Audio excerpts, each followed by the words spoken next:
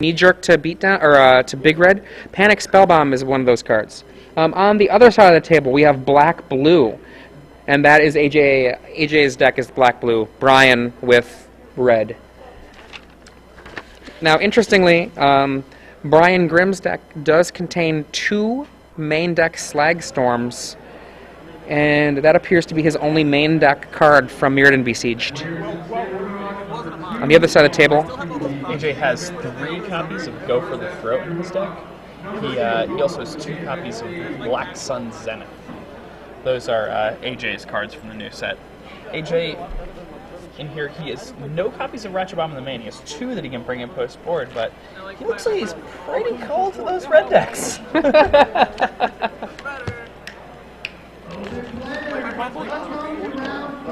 So, one of the things that's actually pretty exciting, Brian's deck has 4 Seismic Shutters in the sideboard. What do you think that's for? Ooh, that is exciting. He knew that there was going to be a few rebirths going on, and he's got Seismic Shutter for it. Now, Seismic Shutter isn't just useful there. There are other decks, against your birds and your elves. That's a good card. I don't know if I even bring it in against the birds and the elves. What are the records that we have for these guys? Are they both undefeated? So yeah, we got 2 4-0 players here. Brian Grimm undefeated with this mono red deck, which looks kind of not exactly big red, but on its way up. It's big cards being 4 Kargan Dragon Lords, 3 Spike Shot Elders, and 3 Koth. And then what would you say about this black-blue deck? Is it basically pretty traditional, other than the upgrade with Go for the Throat? Yeah, it looks like he made it this morning from the way it's written down. One could easily be confused and think he was trying to play 21 copies of Disfigure here. But yes, it's very traditional. He's playing 7 Jaces in his deck. He has 6 Jaces in the main alone. He has 2 Jace Bellarins and 4 copies of the Mind Sculptor. He has yeah, I think that one of the things that with 6 Jace, he's really prepared to fight control decks. But as you were saying, where is his real concession to the fact that there is aggressive red, right? We've got the game starting right now. Looks as though we have AJ on the play here, and AJ is starting out with just 2 land versus a Smoldering Spires on the other side. This opponent's going to play an Ember Hauler here and pass the turn right back. Oh, he plays a Bushwhacker and gets in for 2.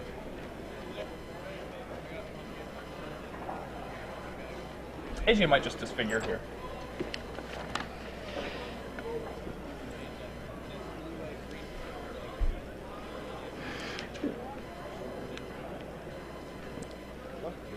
So AJ actually kind of think about that play.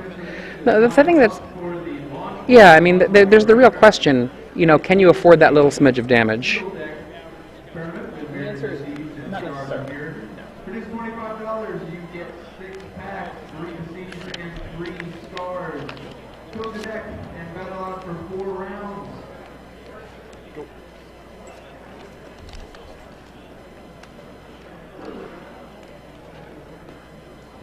So one of the things I have a question mark with regards to this deck is Panic Spellbomb. Now, his deck is low on the curve. Goblin Guide, Spike Shot Elder, Bushwhacker, and then pops up with Dragon Lord, Ember Hauler. And then, at the same time, the Panic Spellbomb, expending mana to do the Smoldering Spires effect it's actually a big deal. Now, you are making your deck smaller, but I guess I'm kind of curious. I mean, maybe Panic Spellbomb is totally fabulous in this deck, but I want to see it play out. I'm curious. I don't know. I think it's pretty disappointing because I tried it in the Kadaltha Red deck, which wants to find room for more artifacts for its Kadaltha Rebirth. So it seems like it would just be ideal there that you could pay 1 red when you wanted to and draw a card otherwise, so you could just sacrifice it to the Rebirth. You could actually use its effect sometimes, and it was terrible. So if it's not good in a deck like that, I don't think it really.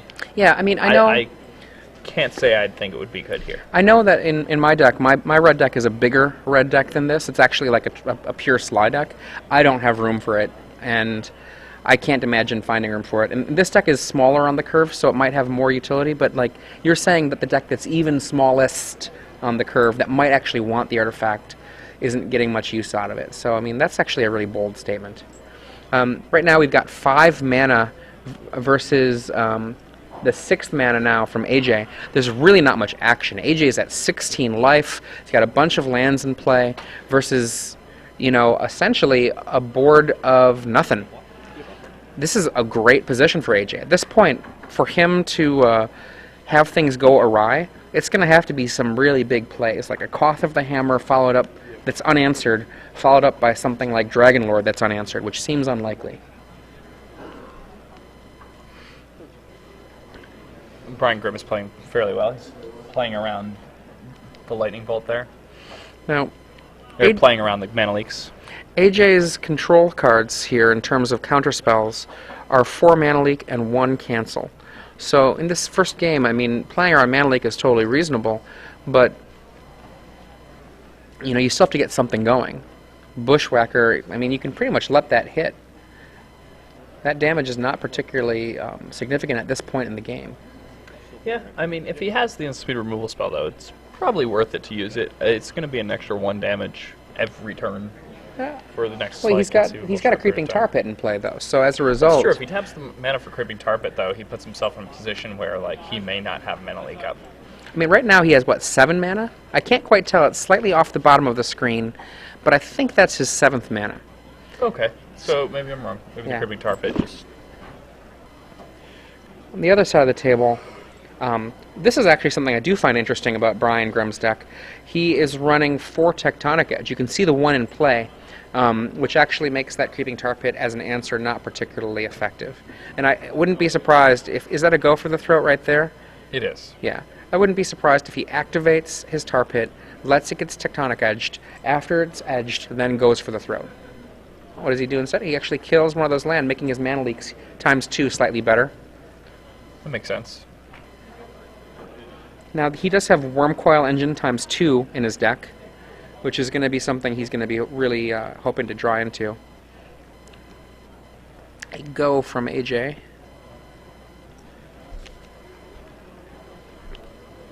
Okay, so I see a Burst Lightning, I see a Koth, and what is that last card? Dragon Lord. Okay. It's a really solid hand. It is a really solid hand. So he's trying to basically get some mana tapped down from AJ's side. Yeah, he's just trying to, you know, see what kind of pressure he can put on. Now, like for example, if he gets that card, you know, if that card sets up a go for the throat, which it doesn't here, then that means his Dragon Lord is more likely to be safe. He can cast the Dragon Lord into a mana leak. I'm guessing it's going to probably just eat a go for the throat. Makes sense. Okay, right there. I think you should just level it for 1, but, you know.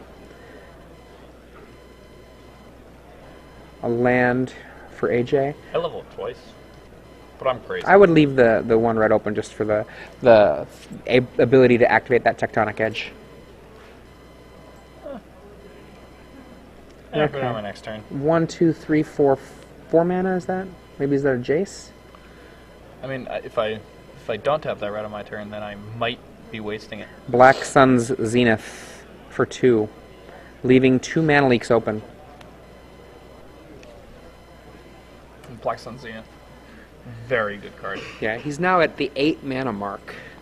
His hand is, unless I miss seeing it, mana leak, mana leak. I think there's a go for the throat in his hand. I might be wrong on that.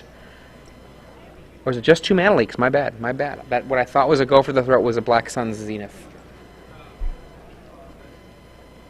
And here goes a kill on probably, yeah, one of those open lands. So he can only be mana leaked once. He's going to drop the Koth probably and have it mana leaked. Seems to be a reasonable course of action for both players.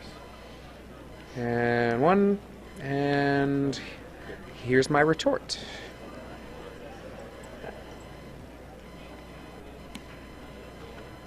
I like that. That HA looked at the card before he just flipped up the mana leak. He didn't want to say to his opponent, "Look, I have 2 of it." Yeah. You know. Yeah. Small little thing, little detail. That looks like a Zenith to me. Am I wrong? Spreading Seas. Spreading Seas. The foil there on the Spreading Seas makes it harder to tell. Ah. So Brian is of the school, set that mountain aside, and the Spreading Seas is going to be my land. That's fine. I'm fine. You know, that's fine. I would find that more confusing, but you know, that's okay. I usually just leave it on there. Yeah, me too. Me too. That's exactly what I do. So we've got 4 mountains and then an island on Brian's side. AJ is at 9 life, so his burst bolt does represent knocking him down to 2 life. And here is Jace. My first activation of Jace is, you know, that's always the hardest call. You know, do you go for the brainstorm? Do you go for the...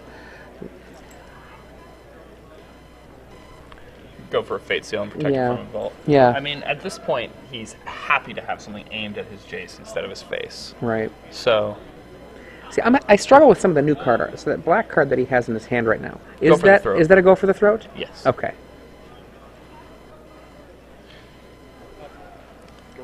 So you can tell by the art where someone is being stabbed in the throat. Right. And he goes burst with kicker. Mana leak.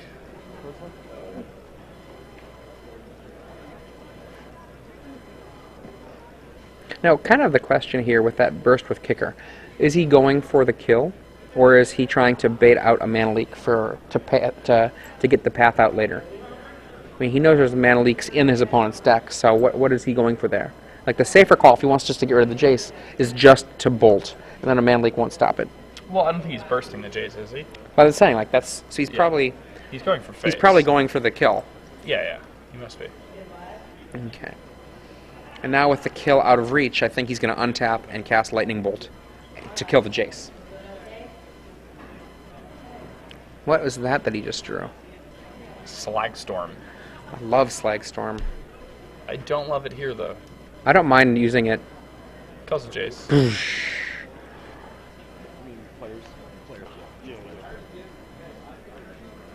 Get the Jace. Get the Jace. Oof. Alright, he went for the face. Okay.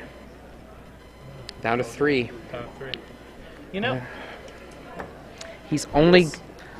If you look at his deck, he does not have very many ways to finish that last 3 off. He has 3 cards in his deck. And only 2 of them are mentally proof. Yeah, that last bolt... actually, even I would say the Slagstorm itself, just the Slagstorm should have just wiped away that Jace. Once that burst was countered, you've got to change your plan.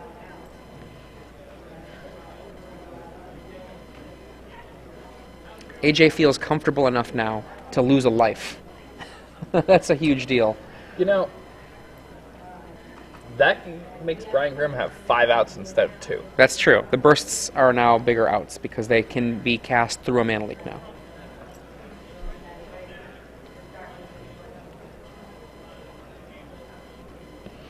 Yeah, that's... Let's see how this ends up playing out. I mean, the next turn is actually a really critical turn. And there's another Creeping Tar Pit. Brainstorm. Really wants a Deprive or something of that outfit. Yeah, he's only got a cancel. I don't think he does not have a Deprive in his main deck. And it looks like there was just, land, and... oh, there is 1 Deprive. Wow, thank you. I didn't catch that. It's okay. So he's got the Deprive cancel split. I like the Deprive cancel split. I actually don't like Deprive very much right now, though.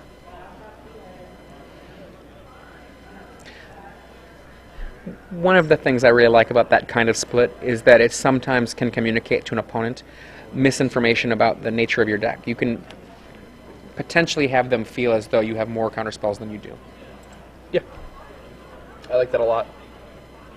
I've played Condescend as one of many times. Okay. So, Here comes a tar pit, perhaps? He's cutting it for 3. Yep. AJ has to make this game end as quickly as he can, just so that his opponent doesn't draw enough to push through the 1 mana leak in his hand. Let's see what we get right here. Tectonic Edge. Play it and pass. Yep. And now try to put pressure on me. So if you are interested, come on up and talk to me. Who's the beatdown? You are going to be taking And brainstorm again. registration for about 10 minutes. And that's a creeping tar pit there at If you the finish up your closest round to AJ, I desire, believe. it's time to end your day in the main event and want to get into this sealed event. You'll just have a little bit shorter. I almost wonder if, since there's no shufflers going on, if he doesn't put some cards back that he can fate seal himself with on the next turn.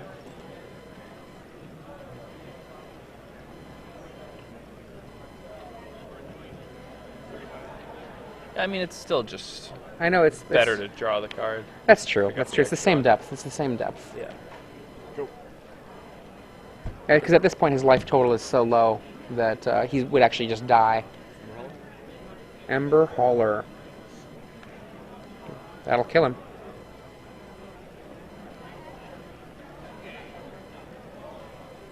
All right, he's got the Worm Coil engine in play. It doesn't kill him.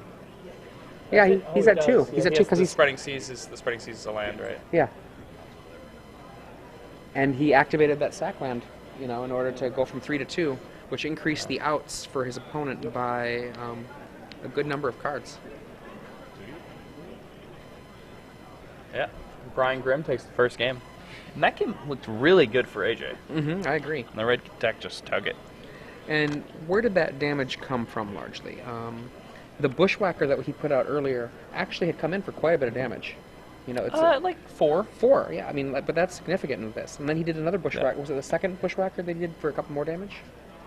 Oh, well, the first Bushwhacker he played was disfigured immediately. Okay, right.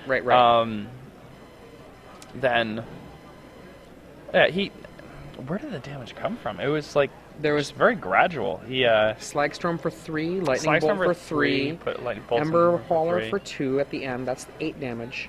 And His opponent was at 14. Then he bolted him down to 4. Then he bolted him down to 11.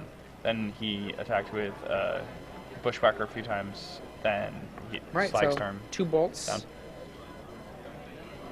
AJ did have a mana leak. The but mana leak his would opponent not had save 4 him. mana. He had 4 mana back.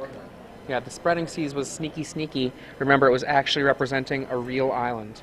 Now, we have a small child coming to give AJ some advice. Yeah, he's actually property of the ESPN network. Right. Yeah, Now, that's what his shirt said that. remember, though... I didn't know that slavery that, was still allowed. But, remember, no outside advice, AJ. yeah. Brian, on the other hand, does not get the advice from the kid who apparently is playing favorites. Yes. Perhaps he's actually an agent of Brian's. Perhaps Brian works for the ESPN network, and he just decided to bring his slave boy in, and have him scout what's in AJ's hand.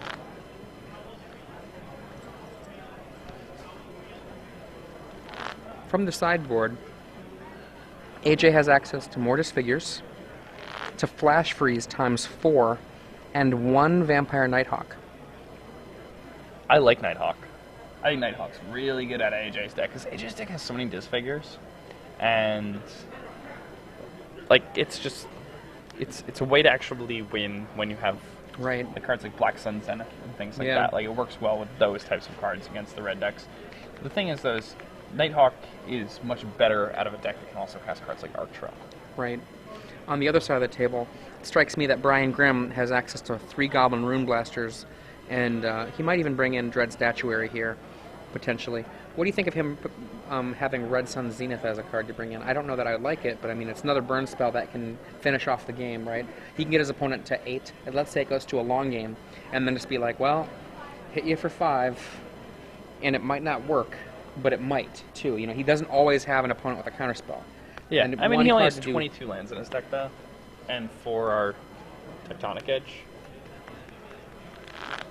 Brings in the 23rd land with that Dread Statuary. Yeah. No, I mean, so that's reasonable. One thing that weirds me out, though, is the Tectonic Edges and only 22 lands are very Free anti-combo with the Kargan Dragonlords. And, It's an interesting choice. I think maybe he might be leaning on his Panic Spellbombs as, extra land. And that's a way to go about doing it. I do like one thing with regards to his land.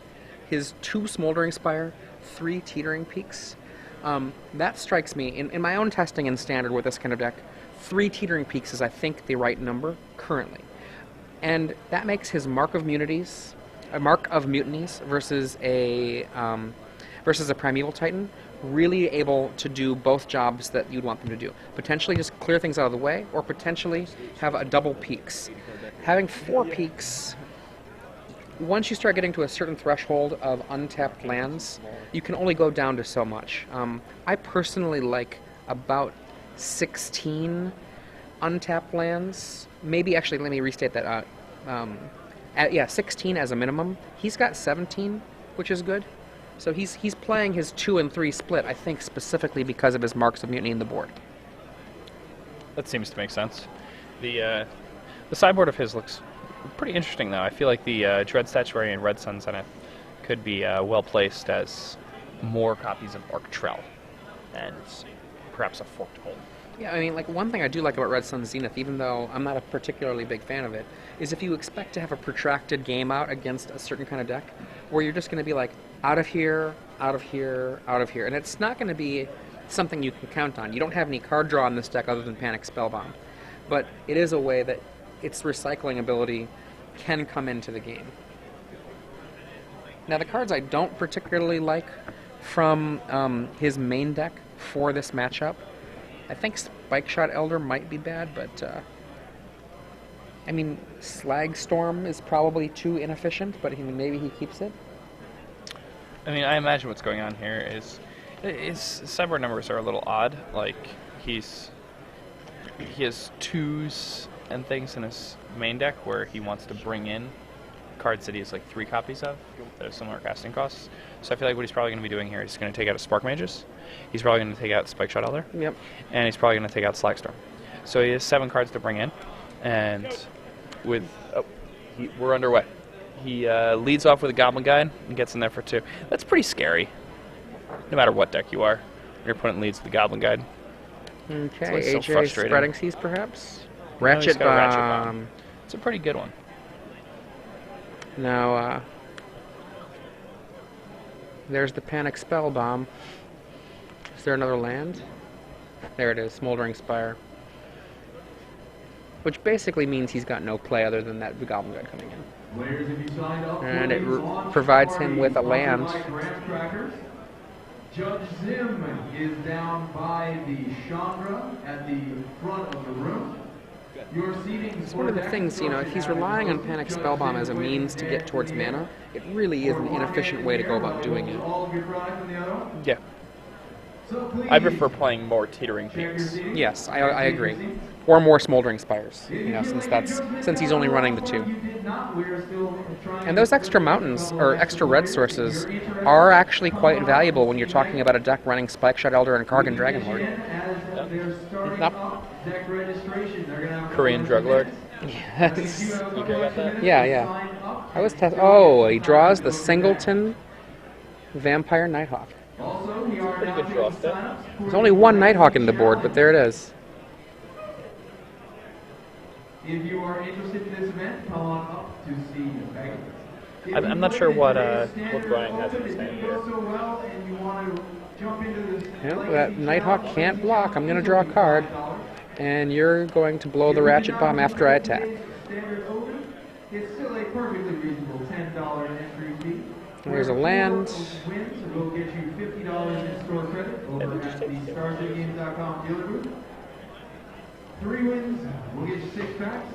And down comes a Spikeshot Elder. Yep. So those are still in his deck.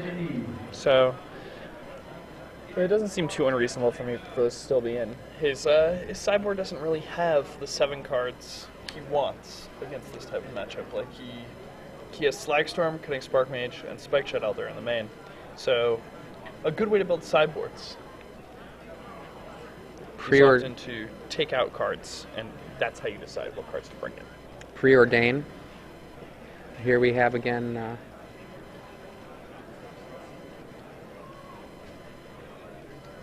Espen. so AJ's advice, standing in the wings. Okay, here comes the Vampire Nighthawk, which connects, which is devastating. Absolutely devastating. Just devastating. 10%. And Teetering Peaks would be an incredible moment here for Brian Grimm. Teetering Peaks would be the draw. Ben Hayes just came by. He is now 5-0. Now, it might be worth noting that, you know, he's done with his match already. And, Yeah. you know, like, that's a great way to spend your day. Finish your match 10 minutes in, do it all day, rest for 50 minutes, socialize, Fun. feel good about yourself. Okay, so I'm confused here. It looks like he cast Burst Lightning, which was Flash Freeze. There it is. Couldn't quite see what that blue card was, whether it was a Mana Leak or a Flash Freeze. 16, I'm up to 19. Yep.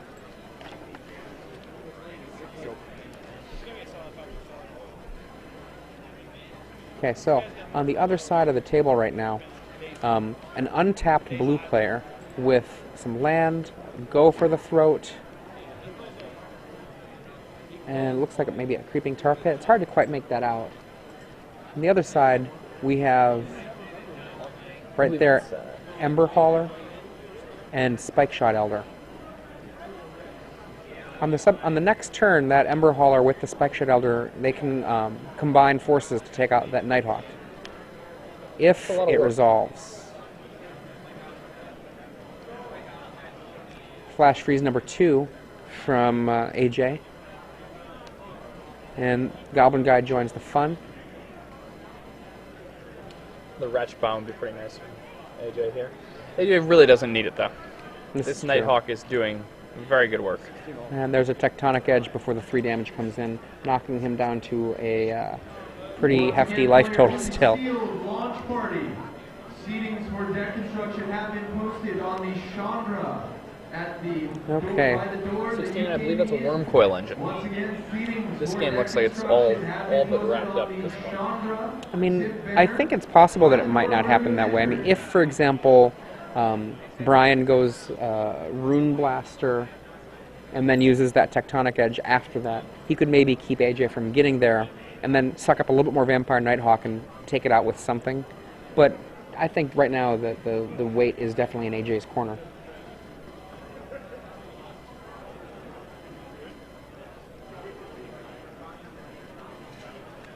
So,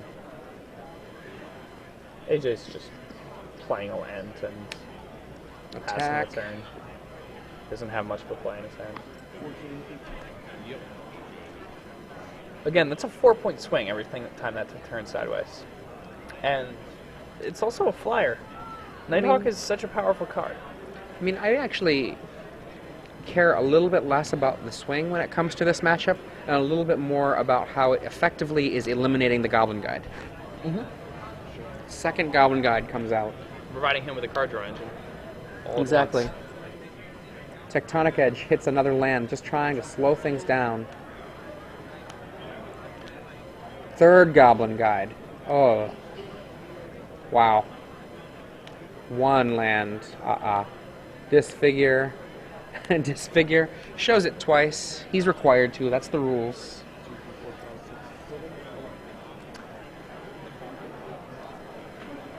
Okay, so the Nighthawk is going to suddenly have to play defense. I mean, he has a Disfigure in hand. Well, that's still 7 power coming in with the ability to poke for an 8th damage. He can't. So it's he 5 can't and attack. 6. And then it would put him at 7. It's 8 damage That's versus as well, 3 yeah. damage, you know, or 8 damage versus 4 damage. Well, no. It's not 8 damage. Okay, so 6 damage versus 4. Versus 2. 2. Yes. In his hand, in come the Goblin Guides. Shows, what is that, a grasp? Block. This time he only shows it once, not 3 times. He's going to lose his Nighthawk to that Elder.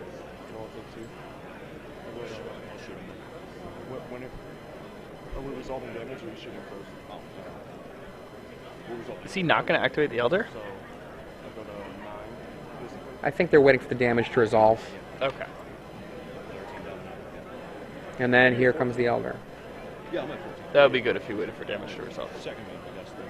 Finishes off the Nighthawk. Yeah. Oh, look at that. He's thinking last known information? He still has 2 damage on him. He's still doing. He's not doing 1. Yep, that's It correct. feels equal to his power. He's thinking that's what he's thinking right here, though, right? He's thinking, no, it knows what it was, but that's not how it works. What? Well, I believe what happened is Brian Grimm tried to use the Spike Shot Elder's ability, targeting the Vampire Nighthawk before damage had resolved, so AJ decided to kill the Goblin Guide before the Goblin Guide dealt No, damage. because the Spike Shot Elder's dead. And you only played 1 Disfigure? You didn't put 2 Disfigures or something? Just one. Worm Coil Engine. Yeah. Right now he's in a world of hurt. He's got a Panic Spellbomb so he can get through.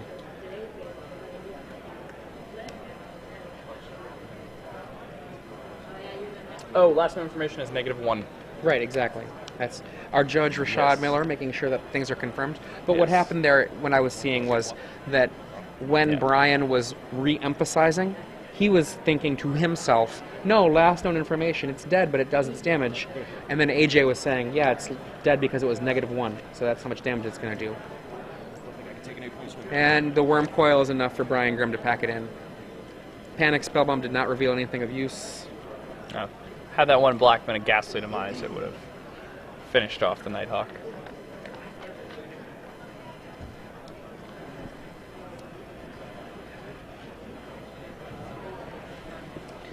Now, if we imagine that game were to be without the Nighthawk, Yeah, I mean, completely different game. yeah, without the that's a Nighthawk there. singleton there, too. So this is Adrian Sullivan here with Star City Games Live, bringing you live coverage of the Indianapolis Standard Open Series. And I'm Jacob Van Lunen. Currently, we're watching a match between Brian Grimm and AJ Sacher. Brian Grimm is battling with a mono-red aggro deck. It's not the Kandaltha red version that we've been seeing this weekend. AJ is battling with a pretty traditional blue-black control list. Right. I mean, essentially what this deck looks like is it looks like a deck that's been updated to include Go for the Throat, but otherwise is basically, and Black Sun's Zenith main deck, but basically is the same style of black-blue that we've seen in a traditional sense for a while. The sideboard also doesn't really do anything to change the essential character of the deck. It's just a straight update with some better card improvements, perhaps. And then, yeah, so I mean, I double tightened on turn 4 of the first game, and then the third game I Cobra into Now, as they're looking through right now any potential other sideboarding choices, it does look like they both shifted things around a little bit. And this is actually pretty common for the red player, because oftentimes for a red player, there's a very different character that your deck has if you're on the play or if you're on the draw. And here, Brian is going to be on the draw. So I'm not sure what he might have switched out on the draw that's better. Well, Brian's on the play this game. Oh, pardon me. That's what I meant to say. Yeah, now that he's on the play, my bad. Apologies. that's okay. But now that he's back on the play, perhaps things like Rune Blaster might not have been there before, but maybe now they're in there. Yeah, I mean, I actually like the tech edges. The tech edge seems good. It seems odd that he chose the Dragon Lord route alongside the tech edge route. Yeah, I mean, And I would have. In many ways, it speaks volumes to just how good Kargan Dragonlord is. Yeah, Kargan Dragonlord's a monster. Now, also, if we look at this, he does not have any fetch lands, which is kind of unusual for this style of red deck, which often wants to kind of play a game with its mana, having enough to do its work, but then not having so much it floods in a later game. He doesn't have any way to really influence the stat, though. He has no Searing Blaze. He has no Plated Geopede. So it would have just been mana manipulation rather than landfall triggers. Yeah, and it's actually just like life loss also. The life loss, red is it matters. certainly a mirror match that you're going to see in Absolutely. this tournament. So. Now, what I'm kind of curious about is what the shift was, because Brian definitely shifted his sideboarding up for Game 3, and you know, that's very common for red decks, but I'm curious what his shift was. I mean, maybe, for example, maybe Koth, which I think is a great card. Maybe if he's on the draw, he thinks Koth isn't good enough, and maybe if he's on the play, he brings it back in. Personally, I mean, I wouldn't do that personally because I think Koth is a monster against black-blue, but, you know, he might have different opinions. Yeah, I mean, the thing is, his sideboard doesn't have a lot of action for this matchup, so I don't think he really has a choice about what he's taking out or bringing in for these matchups. Like, for this matchup, I Cunning think Spark Mage is a weak card for this matchup. I think Spark Mage is very weak. I think he has the Spike Shot Elder still in the deck, but I think Slagstorm is also very weak. That's an easy 4 cards. Yeah, and... See, what I'm thinking about, though, is between games 2 and 3, the shift. That's what I'm curious about. Okay. Get his opening hand. Lots of land, it looks like. I think I saw a statuary. I definitely see a Rune Blaster.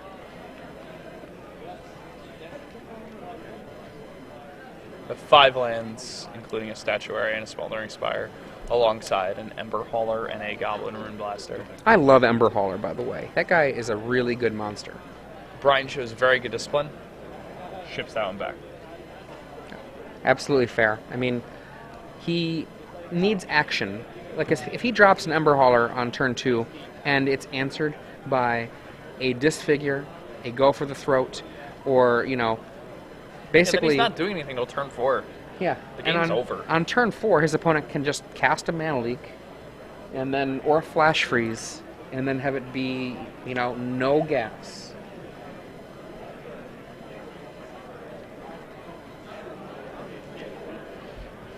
Both going down to 6 cards. I mean, if I were to make a prediction on this, I'm going to say that if Brian doesn't put down a Goblin Guide on turn 1, I predict AJ will win this game, just on averages. That seems reasonable. It's kind of how, like, the blue-black control versus mono-red goes post-board. Turn 1 Goblin Guide in the play is vicious, though. Especially vicious if he has 2 and a Teetering Peaks. I mean, I guess I look at this style of red deck, and I think that this style of red deck, if it had different weapons, because it starts with Koth, so Koth is a great weapon for this matchup. But if it had a little bit more cards that were along that end, I actually view it as an overwhelmingly favorable matchup for red. Whereas the way he has it built, I think if he doesn't have Goblin Guide, I think that it's going to be AJ's game. Yep. He is Spike Shot Elder.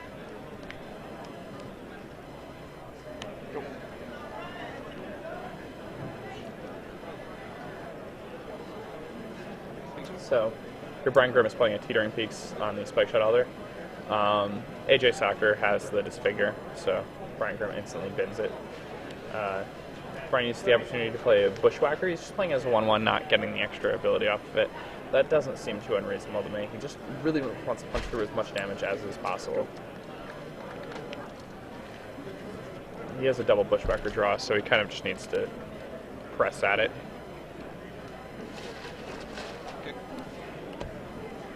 Plays another Bushwhacker, gets Flash Freezed. He's going to get in for 1. He passes the turn without attacking. It's interesting. I think he's probably at this point like nervous and or frustrated. He's resigned to his fate.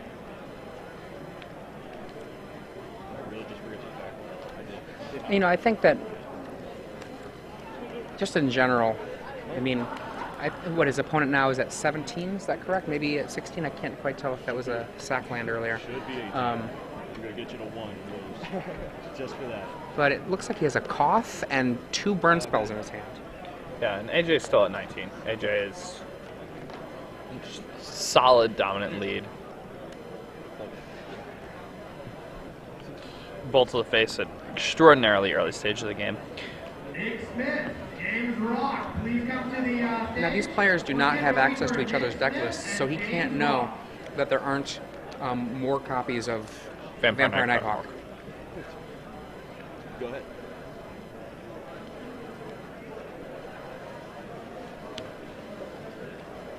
AJ getting his 4th land, passes. Bushwhacker there, putting on a very slow clock. He needs some help to make things happen here. We do remember, though, the slow clock in the first game still got him there. There's his 4th land. Koth is active next turn. And AJ does not have a 5th land. That could be right there if this Koth resolves. Do we know if AJ has a counter in his hand? I can't see his hand right now. Test it out. See if he's got it. All in. Is it there? Yep. The answer looks like no to me. Checking out the 4. Then that might be it. That is a huge deal. I mean, it's going to be hard for AJ to deal with that. AJ is 9 now. That's it. He did not draw a land again.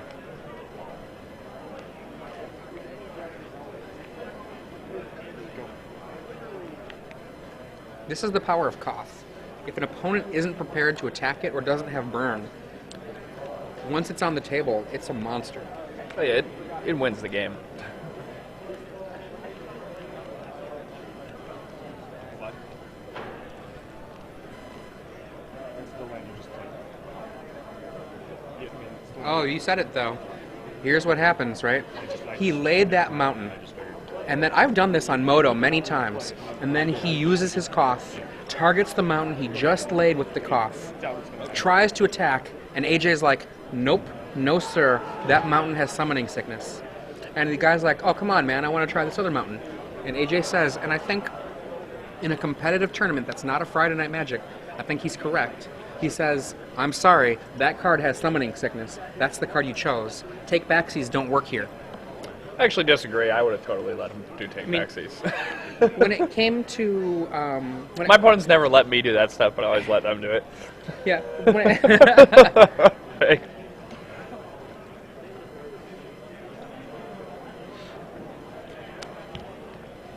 I'm more saying that I don't... him doing that isn't unreasonable to me. Oh, yeah. No, it's not unreasonable. Like, I've seen people do that. I mean, I don't know that I would do it. I might do it, I might not. I'm not 100% sure what I would do there, honestly. But it's not unreasonable for him to be like, no, that's not the card. I mean, Koth just got there. So he had Rune Blasters in.